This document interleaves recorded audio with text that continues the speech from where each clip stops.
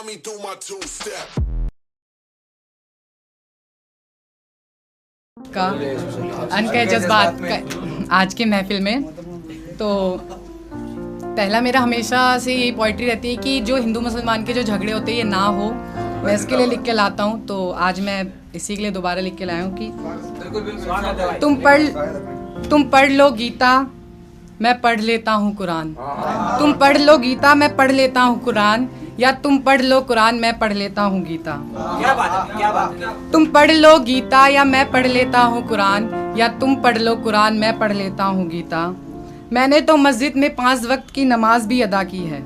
मैंने तो मस्जिद में 5 वक्त की नमाज भी अदा की है। मैंने तो जन्माष्टमी पे कई बार बना कृष्ण भगवान भी हूँ।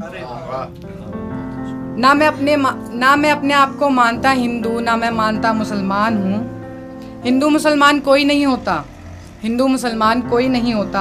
हम सब तो ऊपर वाले के हाथ से दिए हुए सिर्फ और सिर्फ एक इंसान होते हैं। क्या बात है, क्या बात है। शुक्रिया। एक लिखा था कि मैं रात हूँ आप सवेरा, मैं रात हूँ आप सवेरा, आप उजाला मैं अंधेरा। आप चांद हो मैं एक तारा, आप चांद हो मैं एक तारा, आप समंदर मैं किनारा। मैं लाचार हूँ आप सहारा, मैं लाचार हूँ आप सहारा। मैं धूप में ढूंढता छाँव और आप छाँव देता एक वृक्ष हो। मैं नींद हूँ आप ख्वाब हो, आप पूरे घर को रोशन करता एक चिराग हो।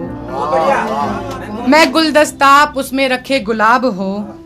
मुझसे पूछे सवालों का आप ही हमेशा जवाब हो।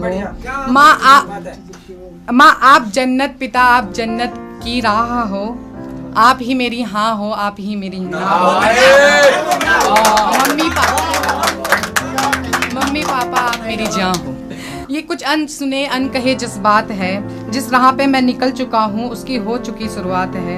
अब पंख लगा ही लिए है उड़ने को, तो देखो आसमान भी हो चुका साफ है। कि कुछ लोग मुझसे कह रहे हैं मत देखो ख्वाब, ये पंख कुछ दिनों में कट जाएंगे। कि कुछ लोग मुझसे कह रहे हैं मत देखो ख्वाब, ये पंख कुछ दिनों में कट जाएंगे। मैं उनसे कह रहा हूँ जब पंख लगा ही लिए तो अब बस उड़ने की ही तो बात है।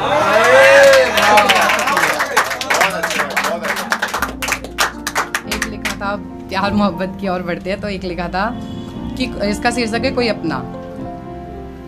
वो मुझे बिन कुछ बताए मुझे छोड़ना चाहती थी, वो मुझे बिन कुछ बताए मुझे छोड़ना चाहती थी। मुझसे ऐसे ही किसी बहाने से दूर होना चाहती थी।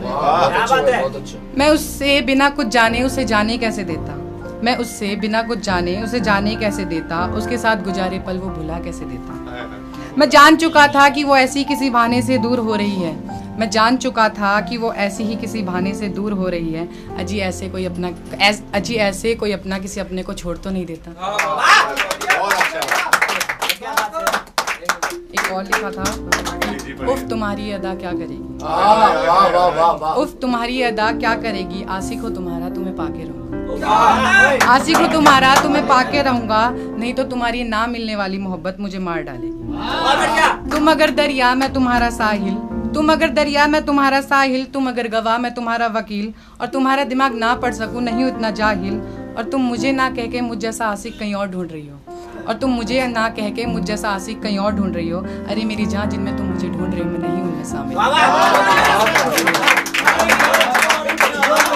ये वन ऑफ माई फेवरेट है। ये मैं जहाँ जाता हूँ तो इसे जरूर बोलता हूँ कि आग की तरह जलता रहूंगा मुझे बुझाने की बात ना करो।